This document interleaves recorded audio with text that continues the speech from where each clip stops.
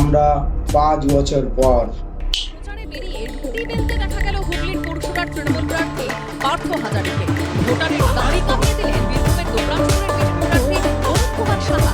হুগলির আরামবাগে আবার জমা জল পরিষ্কার করতে দেখা গেল সিপিএম প্রার্থী দীপিকা পণ্ডিতকে। ঠিক এই রকমই অবস্থা হবে আমাদেরও যদি আমরা এআই না শিখিত।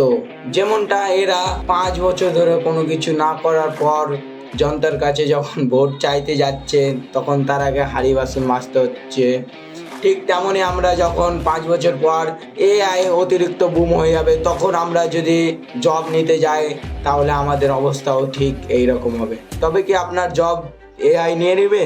একদমই না। আপনার জব সেই নিয়ে নেবে যে এআই অলরেডি জানে এবং সে এখন ধারাবাহিকভাবে শিখছে। তো এবার তোমাদের মনে প্রশ্ন আসবে কি, ভাই তুমি হয়তো কোর্স বেচতে এসছো। না, আমি কোনো কোর্স বিক্রি করতে আসিনি। আমি লঞ্চ করছি the AI marketer playbook series. এই সিরিজে আমরা এআই বেসিক থেকে অ্যাডভান্স পর্যন্ত শিখব। এবার মনে এটা জাগবে কি এআই কী করতে পারে। এআই ওয়েবসাইট বানাইতে পারে, প্রেজেন্টেশন বানাইতে পারে, রাইটিং করতে পারে, ইমেজ, ভিডিও, আরও এত কিছু যা আপনার কল্পনারও বাইরে।